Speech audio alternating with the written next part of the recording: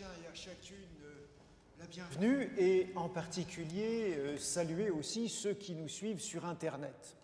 Ce soir, avant de commencer, j'aimerais vous présenter quelques petits ouvrages parce que déjà plusieurs d'entre vous m'ont demandé si je pouvais leur recommander une certaine documentation sur les sujets que nous traitons.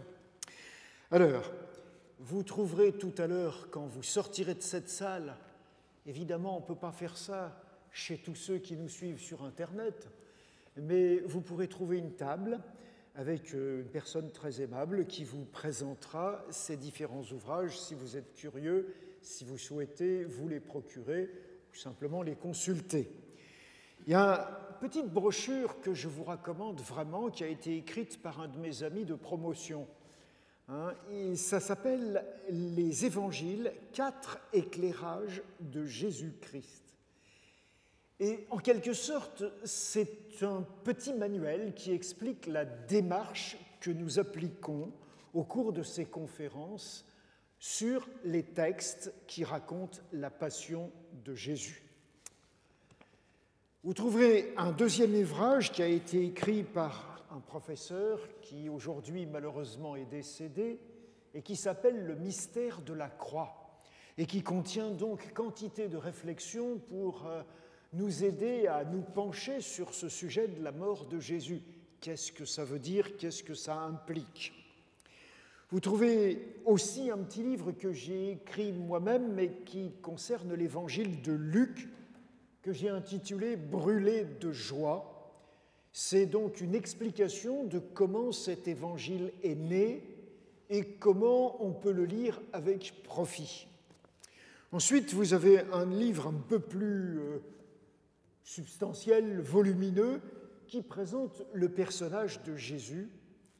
Et puis, j'ai apporté un autre ouvrage de ma propre plume, qui est un commentaire des 3 petites lettres de l'apôtre Jean qui se trouvent à la fin du Nouveau Testament. Donc, ça vous permet éventuellement de compléter les informations que nous échangeons ensemble au cours de ces soirées, et vous pouvez vous procurer ces différents ouvrages donc à la sortie et en profiter tranquillement chez vous pour vous documenter plus en détail. Ce soir, donc après avoir vu dans la première séance en quoi la mort de Jésus est une mort un peu spéciale, nous avons lu dans la deuxième séance le récit de la Passion tel que l'évangile de Marc le raconte. C'est l'évangile le plus court, c'est l'évangile dans lequel on trouve le plus de faits mais le moins de discours de Jésus. Et nous allons aujourd'hui regarder dans cette troisième séance comment l'évangile de Matthieu raconte cette Passion. Nous constatons que il a une perspective qui est assez différente. Et alors j'ai aussi choisi un titre pour nous aider à comprendre. Le titre que j'avais donné pour Marc, c'était « C'est un scandale ». Alors je n'avais pas invité Georges Marchais pour les plus âgés, mais c'était Marc qui constatait que vraiment la mort de Jésus, c'était un scandale.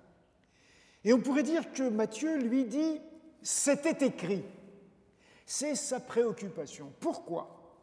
Bien, d'abord parce que l'évangile de Matthieu a été écrit probablement avec le texte de Marc en mémoire ou sous les yeux.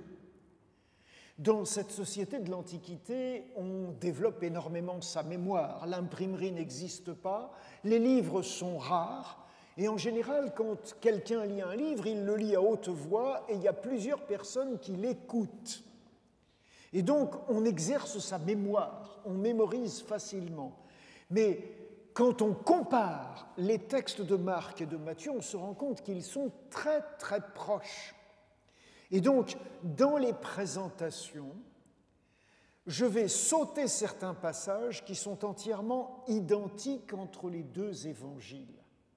Mais pour la compréhension, chaque fois que vous verrez des textes s'afficher en blanc, c'est que c'est pratiquement la même chose que chez Marc. Quand je raye un texte en blanc et nous ne les lirons pas, ces textes en blanc, qu'ils sont rayés, ça veut dire que Matthieu les a sautés. Soit il les a oubliés, soit il a estimé qu'ils n'étaient pas nécessaires à son propos, soit il a voulu raccourcir les choses pour avoir davantage de place, pour ajouter des choses. Et tout ce que Matthieu a ajouté, vous le verrez, à l'écran sera écrit en rouge. Ça nous permettra de voir d'un simple coup d'œil ce qui est tout à fait spécifique à Matthieu. Pourquoi spécifique? Eh bien, d'abord parce qu'il s'adresse à un public particulier. L'évangile de Matthieu s'adresse à un public qui est d'origine juive. Et il s'adresse à eux avec un objectif. Son objectif, c'est de leur enseigner ce que c'est que le christianisme, ce qu'on pense en christianisme, ce qu'est la doctrine chrétienne. En quelque sorte, on pourrait dire que son évangile, c'est un catéchisme. Il enseigne ce que c'est que le christianisme à un public juif.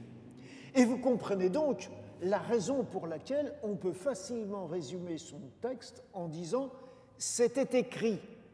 Parce que pour lui, le juif, c'est quelqu'un qui croit à la valeur de la Torah et des prophètes. Et donc, à partir du moment où c'est écrit dans ces collections de livres antiques, qu'on appelle la Bible hébraïque, eh bien, ça a de l'autorité. Ça vient de Dieu, par inspiration des écrivains bibliques. Et donc, si c'est Dieu qui s'est exprimé ainsi, tout ce qu'on enseigne et qui est fondé sur ces textes a forcément une grande importance. Donc, c'était écrit, oui, dans ces textes, et vous allez voir qu'il y a de nombreuses citations. L'ensemble du récit de la Passion est organisé chez Matthieu de la même façon que chez Marc. Nous allons donc commencer par la scène de l'arrestation. Alors là, on ne va pas la lire en entier, mais on va lire des sections et voir ce qui est spécifique à Matthieu. Donc on lit la totalité de ce qui est là, sauf quand c'est rayé.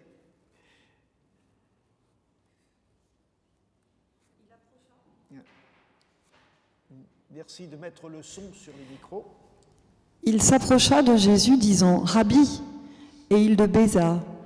Jésus lui dit « Mon ami, ce que tu es venu faire, fais-le. » Alors ces gens mirent la main sur Jésus et ils le saisirent. Voilà, alors le personnage qui est mentionné ici, c'est Judas. Vous vous souvenez de ce qu'a écrit Marc, et Matthieu a répété le début de cette scène d'arrestation. Mais ce que vous remarquez, c'est que le Jésus de Matthieu est un Jésus qui parle, alors que celui de Marc était très silencieux, il s'exprimait très rarement. Là, Jésus parle à Judas. Le texte continue. Un de ceux qui étaient avec Jésus, tirant l'épée, alors Jésus lui dit « Remets ton épée à sa place, car tous ceux qui prendront l'épée périront par l'épée. Penses-tu que je ne puisse pas invoquer mon Père qui me donnerait à l'instant plus que 12 légions d'anges? Comment donc s'accomplissent les Écritures, d'après lesquelles il doit en être ainsi ?» Jésus, prenant la parole, leur dit « Vous êtes venus comme après un brigand, mais c'est afin que les écrits des prophètes soient accomplis. » Voilà, alors vous remarquez que le discours de Jésus ne s'adresse pas qu'à Judas, il y a ensuite un discours qui s'adresse à celui qui a pris l'épée et qui a blessé quelqu'un à l'oreille. Mais on a une petite précision sur cette personne. Ce n'est pas seulement quelqu'un, comme chez Marc, mais chez Matthieu, c'est l'un de ceux qui étaient avec Jésus. Donc c'est un du groupe de Jésus qui s'est servi d'une épée et qui a blessé quelqu'un. Mais là, Jésus explique et donne un enseignement à cette personne. Et cet enseignement, il est tiré du livre des psaumes.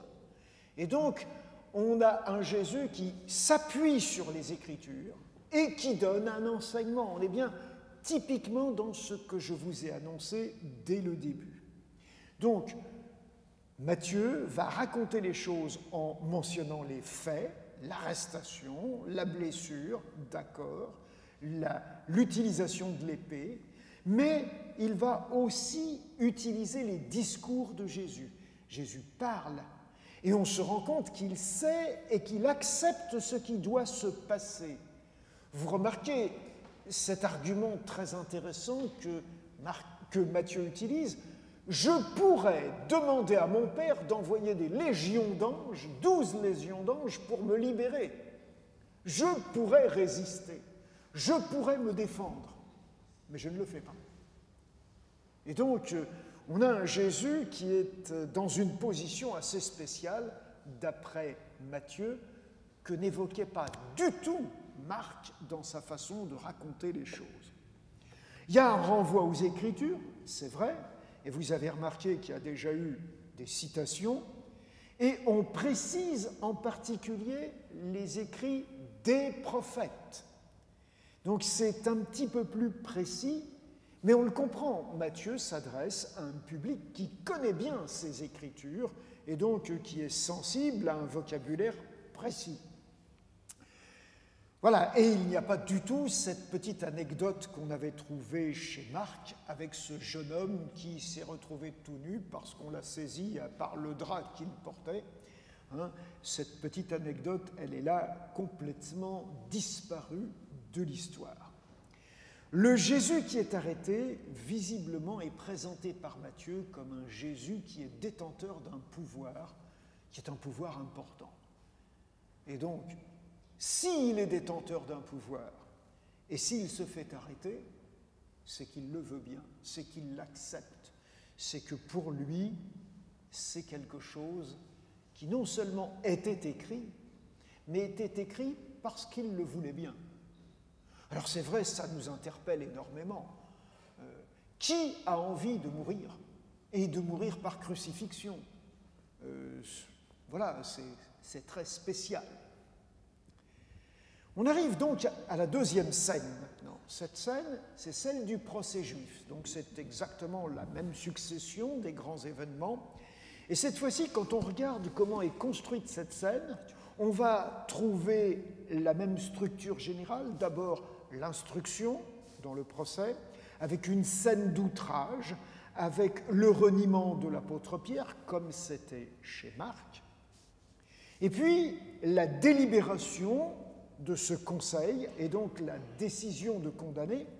Mais il y a un ajout, c'est cette section qui va être appelée le prix du sang et qui va nous parler de la fin du traître Judas. Donc c'est déjà quelque chose qui est complètement nouveau, complètement différent de ce que Marc, alors que tout ce qui précède est très proche. Voilà donc le texte. Si quelqu'un veut faire la lecture, merci. Ils emmenèrent Jésus chez le grand prêtre Caïphe, où s'assemblèrent tous les chefs des prêtres. Voilà, première chose, on remarque que Matthieu nomme le grand prêtre, Caïphe. Pour Marc, il ne donnait que le titre.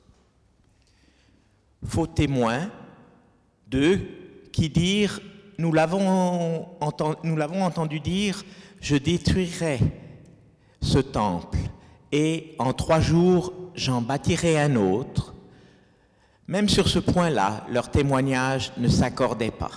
Petite nuance, il est un petit peu plus court que Marc, mais vous remarquez, il mentionne 2 témoins, alors que chez Marc, on disait des témoins, plusieurs témoins.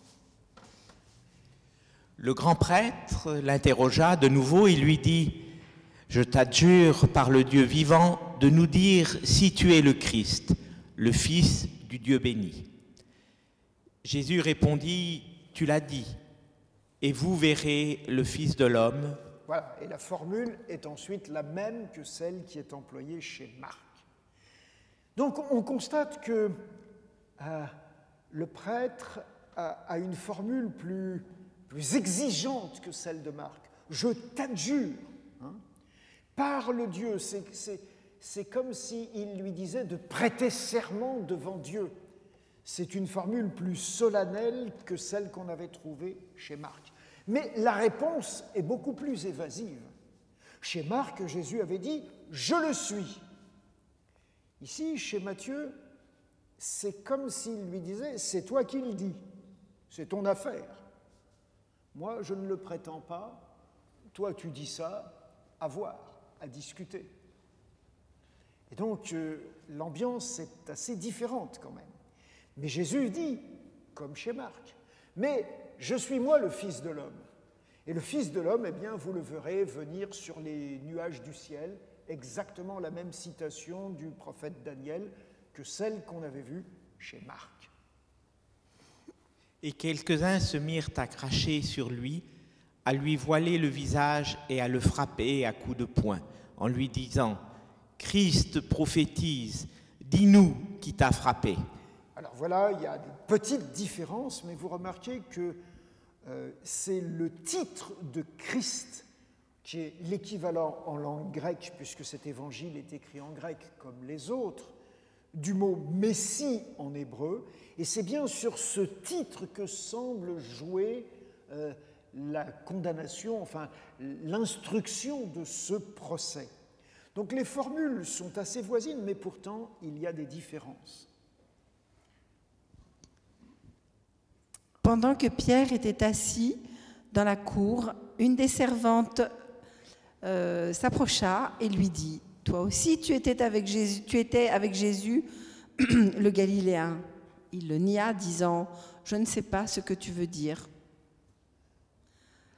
Comme il se dirigeait vers la porte, une autre servante dit à ceux qui étaient présents « Celui-ci était aussi avec Jésus de Nazareth. » Et il le nia de nouveau avec serment. « Je ne connais pas cet homme. » Peu après, ceux qui étaient présents dirent encore à Pierre « Certainement tu es de ces gens-là, car ton langage te fait reconnaître. » Alors il commença à faire des imprécations et à jurer « Je ne connais pas cet homme. » Aussitôt, le coq chanta et Pierre se souvint de la parole que Jésus lui avait dite. « Avant que le coq chante, tu me renieras 3 fois. » Étant sorti, il pleurait amèrement. Voilà, donc il y a très peu de variantes. Il y a quand même des différences, des choses que Matthieu ne dit pas, que Marc avait dit, comme les 2 chants du coq. Pour lui, 1 suffit. Mais il y a aussi des différences dans les formulations des paroles de Pierre pour le reniement. Et pour cette dernière attitude où Pierre va pleurer amèrement. Il va ajouter ça, c'est vraiment quelque chose de très fort comme émotion qu'il ressent dans cette situation. Il n'est pas fier de lui. Donc on a exactement la même séquence. On va essayer de reprocher à Jésus d'être le Messie. On va l'outrager et on va voir Pierre le renier. Les différences ne sont pas très significatives, mais c'est vrai que c'est légèrement différent. Dès que le matin fut venu, les chefs des prêtres tinrent conseil avec les anciens contre Jésus pour le faire mourir. Après avoir lié Jésus, ils l'emmenèrent. Voilà. Alors vous remarquez que, comme Marc, Matthieu nous dit que la décision qui est prise, la délibération, elle est prise le matin. Et dès que le matin fut venu, la formule est un petit peu différente, et vous remarquez que Matthieu n'utilise pas le mot « Sanhédrin ». Pour lui, ce sont les prêtres qui tiennent conseil avec les anciens contre Jésus, avec l'objectif de le faire mourir. Donc c'est toujours un procès à charge, mais ce n'est pas un procès officiel du Sanhédrin pour lui. Le Sanhédrin n'est pas impliqué dans sa décision, et probablement ce que Matthieu laisse entendre, c'est qu'il n'est pas au complet. Or, je vous ai expliqué hier que le Sanhédrin, pour avoir le droit de prononcer une condamnation et ensuite de la soumettre aux autorités romaines, doit être au complet et avoir un vote unanime. Et donc, Matthieu laisse entendre que probablement, il n'était pas au complet, ce conseil, et donc il évite d'utiliser le mot Sanhédrin pour le désigner. Mais c'est vrai que cet aspect de délibération est très très bref et on voit simplement la conséquence. On ne nous dit pas exactement à quoi il le condamne. On nous dit simplement qu'il le lit et qu'il l'emmène. Et donc qu'on va arriver à l'étape suivante. Mais avant ça, Matthieu nous ajoute toute une histoire concernant Judas. Alors Judas, qui l'avait livré, voyant qu'il était condamné, se repentit. Il rapporta les 30 pièces d'argent aux grands prêtres et aux anciens, en disant « J'ai péché, en livrant le sang innocent. » Ils répondirent « Que nous importe ? Cela te regarde. » Judas jeta les pièces d'argent dans le temple, se retira et alla se pendre. Les grands prêtres les ramassèrent et dirent « Il n'est pas permis de les mettre dans le trésor sacré, puisque c'est le prix du sang. » Et après en avoir délibéré, ils achetèrent avec cet argent le champ du potier pour la sépulture des étrangers. C'est pourquoi ce champ a été appelé champ du sang jusqu'à ce jour. Alors s'accomplirent ce qui avait été annoncé par Jérémie le prophète. Ils ont pris les 30 pièces d'argent, la valeur de celui qui a été estimé, qu'on a estimé de la part des enfants d'Israël, et ils les ont donnés pour le champ du potier, comme le Seigneur me l'avait ordonné. Voilà, vous remarquez que dans toute cette histoire, il y a aussi des citations de l'Écriture, de l'Ancien Testament, du prophète Zacharie et du prophète Jérémie. Matthieu, donc, si on fait un petit bilan de ce procès, il donne le nom du grand prêtre, il s'appelle Caïphe, il suit Marc d'assez près, mais il ne mentionne le Sanhédrin qu'au début, et en tout cas pas pour la décision de la nuit. Il le mentionne que pendant la nuit, mais pas le matin, et donc il laisse entendre que ce procès n'est pas très clair. Et enfin, il ajoute toute cette histoire avec Judas, et qu'il appelle le prix du sang, avec ces pièces d'argent dont il avait parlé avant, et qui était la négociation obtenue par Judas pour pouvoir trahir Jésus et le livrer aux autorités religieuses. Donc, on a un texte qui est un petit peu plus long à cause de cette accusation, en fait, à cause de cette histoire de Judas. Et donc, la perspective est un petit peu différente. Mais c'est vrai que le mot Judas, le nom Judas, est un nom très important dans l'Ancien Testament. Ça se réfère à différents personnages qui ont porté ce nom-là. Et on peut se demander s'il n'y a pas là un intérêt particulier pour le public auquel s'adresse Matthieu. Une fois qu'on a lu ça, eh bien on en arrive à l'étape suivante, qui est le procès romain. On se souvient, ils ont lié Jésus et ils l'emmènent. Où est-ce qu'ils l'emmènent ? Eh bien, c'est ce que va nous dire le texte. Ils l'emmènent chez Pilate. Et là, c'est pratiquement la même chose que chez Marc au début. Je mets des points de suspension dans ce que je ne reprends pas, simplement pour avancer et bien voir les différences. Pilate l'interrogea. « Es-tu le roi des Juifs ?» Jésus lui répondit. « Tu le dis. » Jésus ne fit plus aucune réponse, ce qui étonna beaucoup le gouverneur. Voilà, alors vous remarquez que l'accusation, c'est toujours la même que chez Marc, « Es-tu le roi des Juifs ?» et c'est la première fois qu'on l'accuse de cette façon. Chez le grand prêtre, c'était « Es-tu le Christ ?» C'était purement religieux. On arrive ici de nouveau à une accusation qui est partiellement politique, au moins, et on remarque que Jésus ne répond absolument pas, sauf juste à cette question précise, et il a le même type de réponse que devant le grand prêtre. C'est toi qui le dis. Toi, tu dis ça. Et c'est intéressant de voir que Jésus lui-même, d'après Matthieu, ne dit jamais « je le suis ». Ensuite, à chaque fête, le gouverneur avait coutume de relâcher un prisonnier, celui que demandait la foule. Il y avait un prisonnier fameux nommé Barabbas.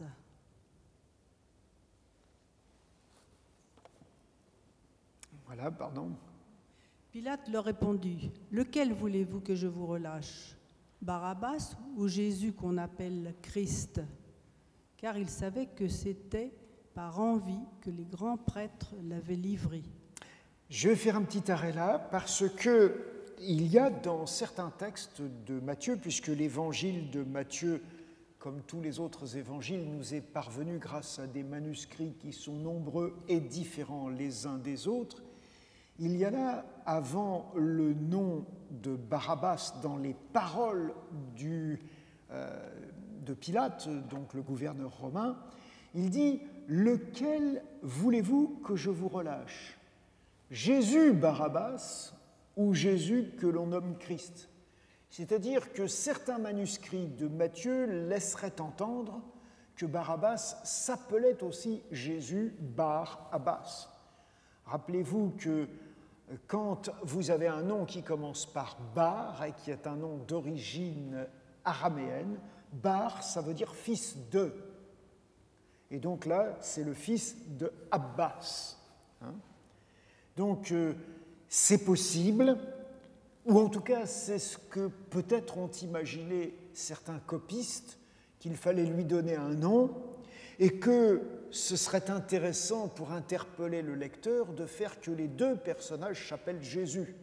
Il faudrait choisir entre deux Jésus, l'un qui serait Barabbas et l'autre qui serait appelé aussi le Christ ou le Messie. Et donc, vous avez peut-être eu l'occasion de lire, certains d'entre vous, des textes de grands orateurs chrétiens qui ont beaucoup insisté sur ce choix entre ces deux Jésus, qui ont fait en quelque sorte mousser un peu leur discours par cette opposition entre deux Jésus. Et aujourd'hui, on doute très fortement qu'à l'origine, le texte de Matthieu contenait ce Jésus-là pour désigner Barabbas. Mais il y a des questions qui restent en suspens. On ne connaît pas tout et il faut, non pas comme une certaine Madame Roumanoff, dire « on ne nous dit pas tout ». Mais c'est vrai, on ne nous dit pas tout. Le texte se poursuit. Pendant qu'il était assis sur le tribunal, sa femme lui fit dire qu'il n'y a rien entre toi et ce juste, car aujourd'hui j'ai beaucoup souffert en songe à cause de lui. Les grands prêtres et les anciens persuadèrent la foule de demander Barabbas et de faire périr Jésus. Le gouverneur, prenant la parole, leur dit « Lequel des deux voulez-vous que je vous relâche ?» Ils répondirent « Barabbas ». Pilate leur dit « Que ferai-je donc de Jésus qu'on appelle Christ ?» Tous répondirent qu'il soit crucifié. Le gouverneur dit « Mais quel mal a-t-il fait ?» Et ils crièrent encore plus fort « Qu'il soit crucifié !»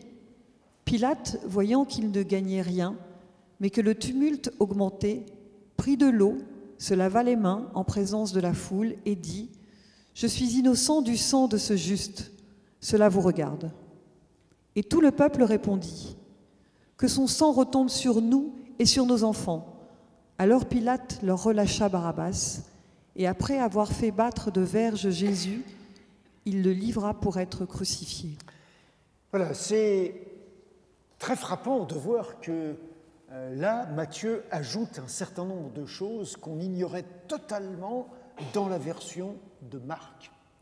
Il y a cette affaire de Madame Pilate, et qui est quelque chose d'assez intéressant. Elle vient voir son mari et lui dit « N'ai rien à faire avec cet homme parce que j'ai eu un songe et ça m'a fait souffrir ». Il y a cette deuxième histoire avec le choix entre les deux hommes pour en relâcher un qui est répété une deuxième fois.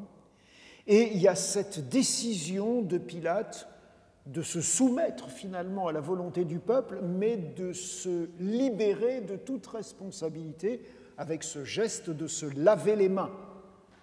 Marc n'avait pas du tout parlé de cet aspect-là.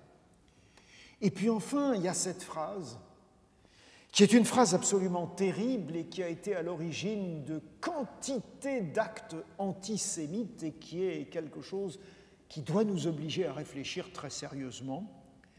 Pilate se déclare irresponsable et le peuple se déclare responsable. Que son sang retombe sur nous et sur nos enfants. Alors, c'est vrai qu'on se demande si cette phrase a réellement été prononcée, mais en tout cas, c'est un drame pour le christianisme qu'elle ait été utilisée pour, en quelque sorte, accuser le peuple juif d'être responsable de la mort de Jésus, au point que même certains chrétiens ont dit que c'était un peuple déicide, qu'il avait tué Dieu, parce que ces gens considéraient Jésus comme Dieu, et que c'était un engagement qu'ils prenaient pour le temps, pas seulement pour eux, mais aussi pour les générations suivantes. Alors c'est vrai que personnellement, je suis toujours profondément choqué quand j'entends des raisonnements qui sont tenus à cause de cette phrase et qui consistent à dire que de toute façon les Juifs sont des affreux méchants qui ont tué le Christ et qu'il faut ne plus se préoccuper d'eux ou finalement les persécuter ou les montrer du doigt comme responsables de quelque chose d'absolument dramatique. Cette phrase, elle a fait couler énormément d'encre, mais elle a fait couler aussi, surtout, énormément de sang. Et donc, c'est important de réfléchir et de nous dire qu'est-ce que nous faisons de ces textes ? Comment les lisons-nous ? Comment les comprenons-nous ? À quoi nous engage-t-il ? Et si des gens ont prononcé cette phrase, sans doute à la va-vite, sans mesurer ce qu'elle impliquait, ce n'est certainement pas aux autres de la reprendre pour leur taper dessus. Le texte va continuer avec de nouveau des moqueries qui sont prononcées contre Jésus. Les soldats du gouverneur conduisirent Jésus dans le prétoire, et ils assemblèrent autour de lui toute la cohorte. Ils lui ôtèrent ses vêtements et le couvrirent d'un manteau écarlate. Ils tressèrent une couronne d'épines qu'ils posèrent sur sa tête et lui mirent un roseau dans la main droite. Puis ils s'agenouillèrent devant lui et le raillèrent. « Salut, roi des Juifs !» Et ils lui frappaient la tête avec un roseau, crachaient sur lui. Après s'être ainsi moqués de lui, ils lui ôtèrent le manteau, lui remirent ses vêtements et ils l'emmenèrent pour le crucifier. Voilà, alors cette scène ressemble beaucoup à celle que Marc nous a décrite. Il y a des petites variantes dans la formulation, dans l'ordre des choses. Matthieu dit un peu autrement, supprime certains détails, mais ça n'a pas beaucoup de conséquences. Il est lui aussi témoin, ou en tout cas rapporte ces scènes de moquerie où Jésus est tourné en dérision parce qu'on le compare à un roi, qu'on l'habille en roi, on le déguise en roi, on lui met une couronne. Et c'est vrai que cette raillerie fait écho à l'accusation politique qui est amenée contre lui. Donc on a, comme chez Marc, un procès qui, chez les Juifs, est un procès religieux, et quand on est devant l'autorité romaine, un procès qui est un procès politique. Lorsqu'ils sortirent, ils forcèrent à porter la croix de Jésus un homme, Simon de Cyrène, arrivé au lieu nommé Golgotha, ce qui signifie lieu du crâne. Voilà, vous remarquez qu'il est nettement moins précis sur cet homme. Simon de Cyrène, on ne sait que son nom, on ne sait pas qu'il était un passant qui passait là par hasard et qui revenait des champs, on ne sait pas que c'est le père d'Alexandre et de Rufus, et on se rend compte donc que Matthieu vise un public différent. C'est une des raisons pour lesquelles, quand je vous ai dit que Matthieu écrit probablement pour des Juifs, on en a déduit que Marc, lui, écrivait probablement pour des Romains.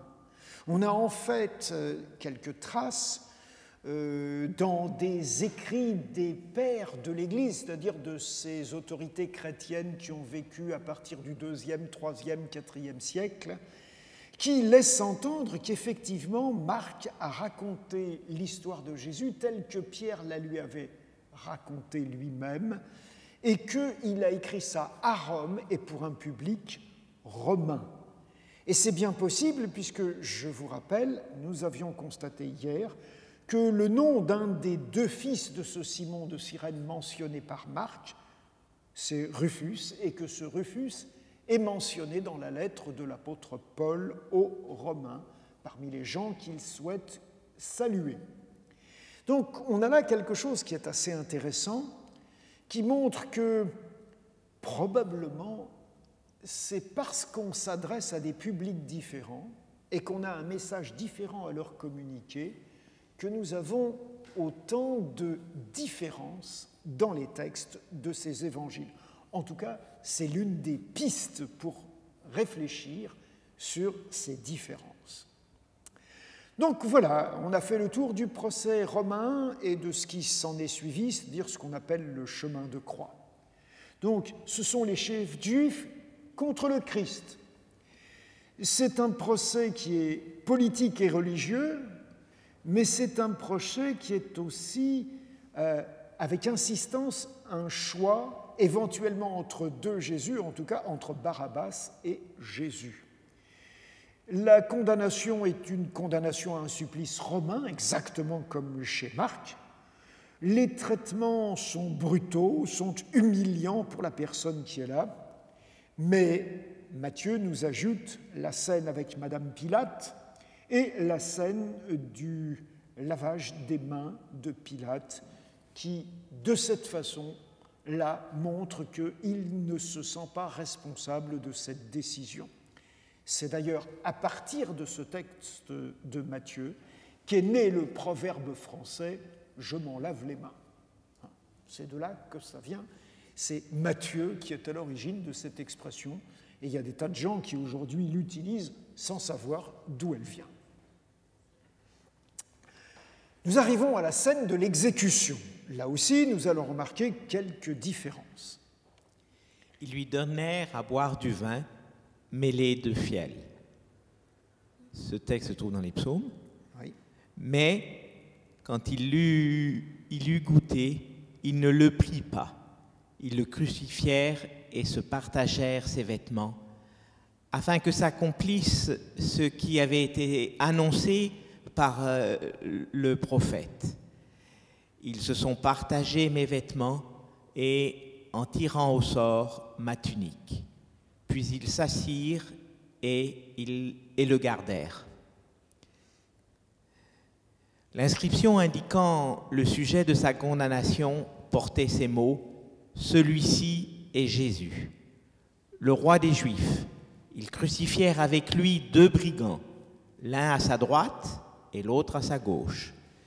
Les passants l'injuriaient et secouaient la tête en disant « Hé, toi qui détruis le temple et qui le rebâtis en 3 jours, sauve-toi toi-même. Si tu es le Fils de Dieu, descends de la croix. » Les grands prêtres aussi, avec les scribes, se moquaient entre eux et disaient « Il a sauvé les autres et il ne peut se sauver lui-même. S'il est le roi d'Israël, qu'il descende de la croix afin que nous croyions. » Il s'est crucifié. Donc, il s'est confié.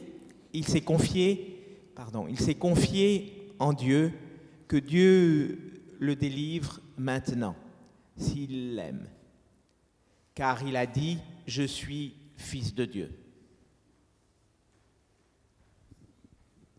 Les brigands crucifiés avec lui l'insultaient de la même manière.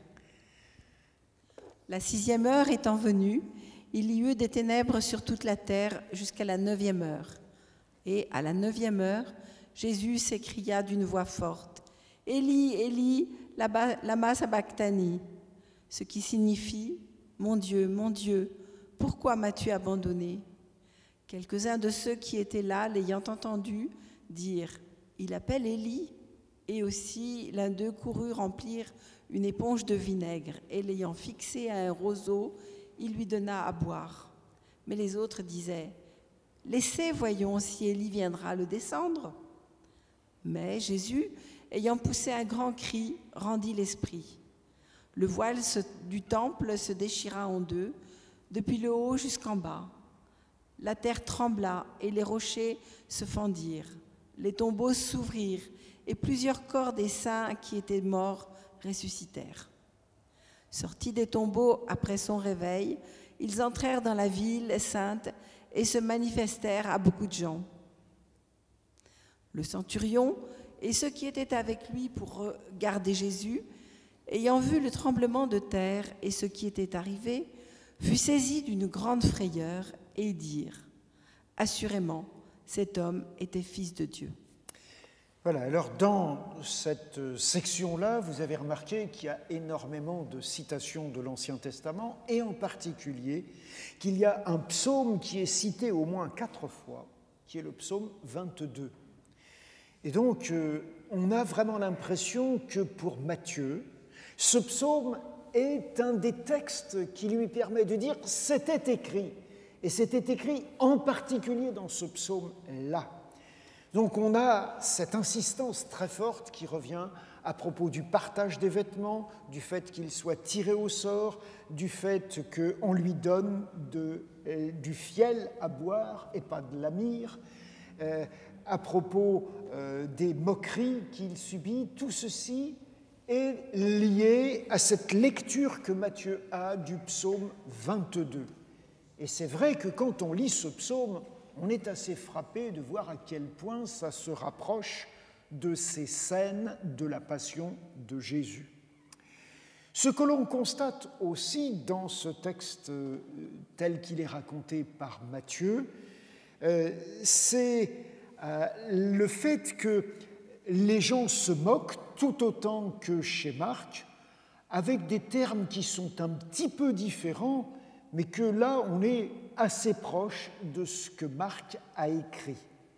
Par contre, vous avez remarqué qu'on a cette histoire qui est très surprenante, un tremblement de terre qui vient s'ajouter aux ténèbres, et ce tremblement de terre fait qu'il y a des rochers qui se fendent, qu'il y a des gens qui sont dans des tombeaux qui s'ouvrent, et donc qu'il y a une résurrection qui a lieu de personnes dont on ne sait pas le nom, on ne sait pas de qui il s'agit.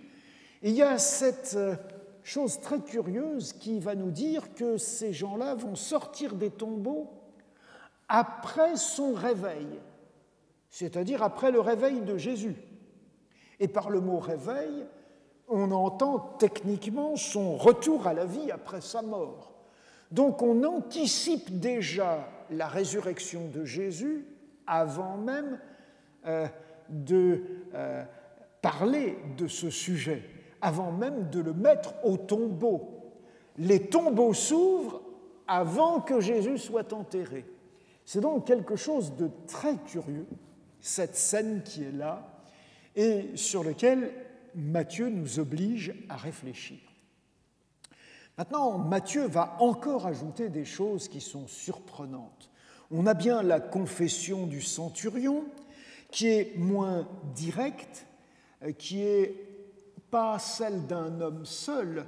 Il a vu, d'accord, mais il est là, et ceux qui étaient avec lui, vont être frappés comme lui à cause de ce tremblement de terre. Ce n'est pas seulement l'attitude de Jésus qui frappe cet officier romain, c'est aussi ces événements, ces cataclysmes naturels, pourrait-on dire, qui lui donnent l'impression que cet homme est fils de Dieu. Donc c'est une autre perspective, et on comprend que pour Matthieu, le simple regard d'un Jésus qui souffre ne suffit pas à convaincre.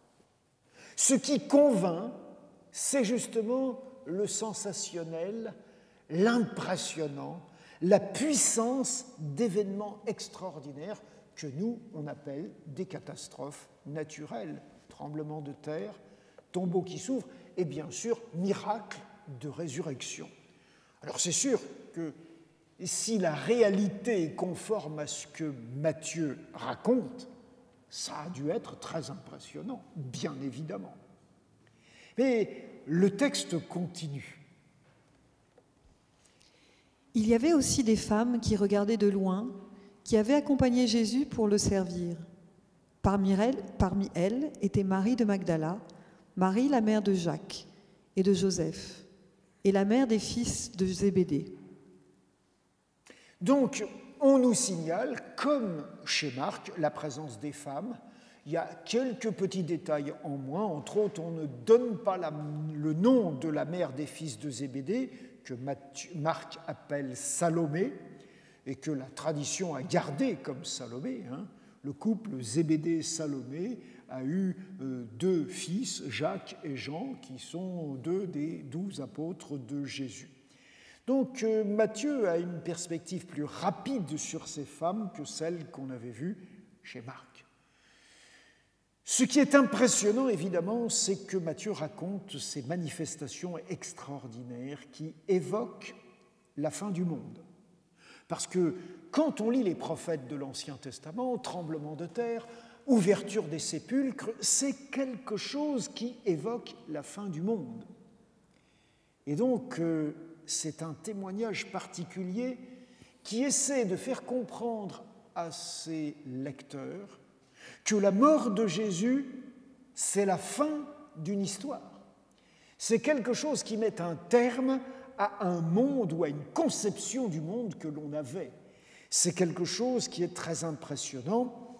Alors c'est vrai que Matthieu étant le seul des évangiles qui utilise le mot « Église », la plupart des théologiens estiment que ce qu'il a voulu dire, c'est que c'était la fin du peuple d'Israël en tant que peuple exclusivement choisi par Dieu, mais que c'est aussi le début d'une nouvelle ère où Israël n'est pas le seul peuple de Dieu, mais où il y a aussi l'Église.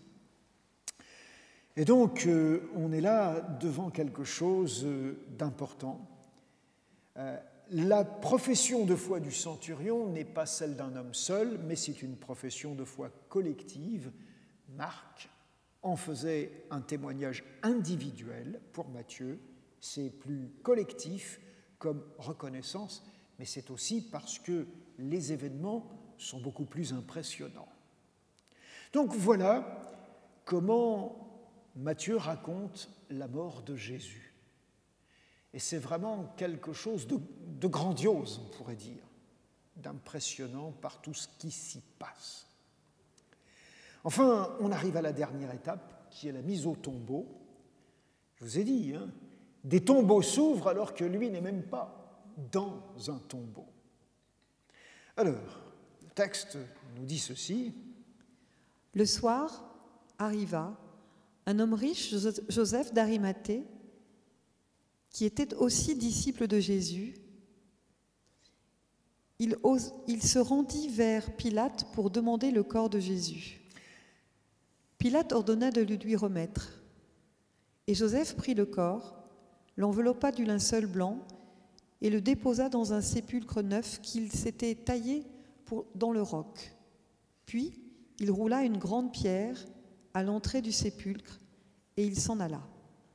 Marie de Magdala et l'autre Marie étaient là assises vis-à-vis du sépulcre. Le lendemain, qui était le jour après la préparation, les chefs des prêtres et les pharisiens allèrent ensemble auprès de Pilate et dirent « Seigneur, nous nous souvenons que cet imposteur a dit, quand il vivait encore, « Après 3 jours, je ressusciterai. » Ordonne donc que le sépulcre soit gardé jusqu'au 3e jour, afin que ses disciples ne viennent pas dérober le corps et dire au peuple « Il est ressuscité des morts ». Cette dernière imposture serait pire que la première. Pilate leur dit « Vous avez une garde, allez, gardez-le comme vous l'entendez. » Ils s'en allèrent et s'assurèrent du sépulcre au moyen de la garde, après avoir scellé la pierre. Voilà, donc c'est intéressant de remarquer au moins 2 choses. La première, c'est que Marc avait présenté Joseph d'Arimathée comme un homme membre du conseil et comme quelqu'un qui attendait le royaume de Dieu. Matthieu, lui, va beaucoup plus direct, il le présente comme un disciple de Jésus. C'est donc une perspective qui est encore différente.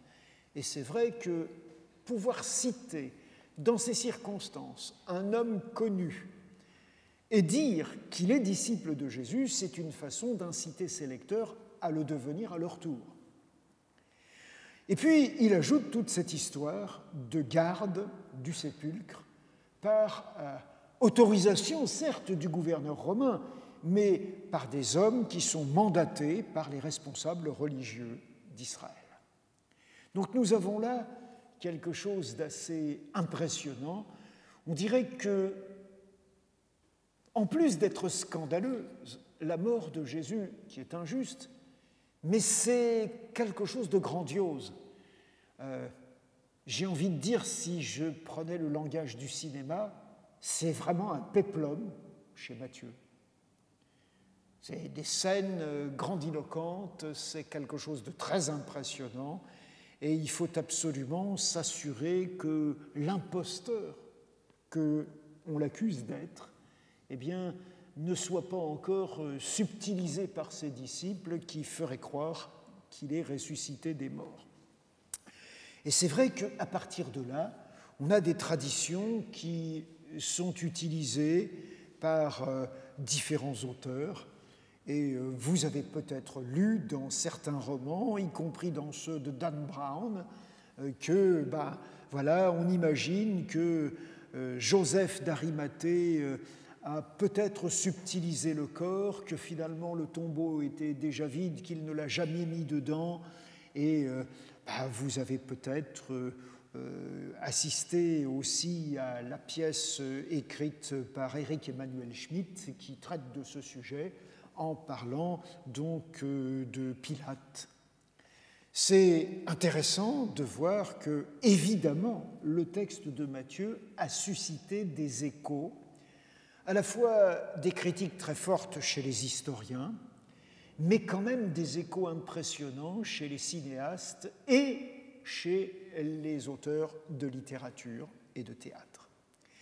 Nous avons donc là quelque chose qui est assez impressionnant, mais sur lequel il me semble qu'il est important, et c'est pour ça que j'ai choisi ce titre, de se rappeler qu'il y a vraiment énormément de citations ou d'allusions à l'Ancien Testament, et donc que pour Matthieu, ce qu'il veut faire, c'est convaincre son lecteur juif que c'était écrit, que ça s'est passé non pas comme ça au hasard, mais parce que les Écritures prévoyaient ces scènes et que finalement ça s'est passé assez conformément à ce qu'on peut annoncer, prédire à partir de ces textes. Voilà donc une lecture de la mort de Jésus qui, tout en ressemblant beaucoup à celle de Marc, est finalement assez différente. Alors, on n'en a pas fini avec nos surprises, parce que vendredi prochain, quand on lira Luc, on verra que c'est encore très différent. Samedi prochain, quand on lira Jean, on verra que c'est radicalement différent. Et donc, qu'on a affaire à des choses, je vous le rappelle, qui ont été considérées par quantité de spécialistes comme une véritable cacophonie, et pourtant, je vous laisse réfléchir, mais personnellement, je suis convaincu, après avoir travaillé sur ces textes, après les avoir étudiés, que la richesse d'un tel événement est telle que ces variétés ne suffiront jamais à en rendre compte totalement, et que finalement, c'est vraiment un événement très interpellant sur lequel il nous faut vraiment réfléchir. Voilà ce que je voulais partager avec vous. Donc, Matthieu cherche à encourager les chrétiens d'origine juive à comprendre le sens de la mort de Jésus en relisant les textes de l'Ancien Testament. Jésus est le Seigneur, il a une autorité, il est juge. Sa mort est la fin d'un monde, mais un nouveau peuple se dessine à l'horizon. Voilà, si vous avez des questions, je suis prêt à entrer en dialogue avec vous pour terminer ce temps.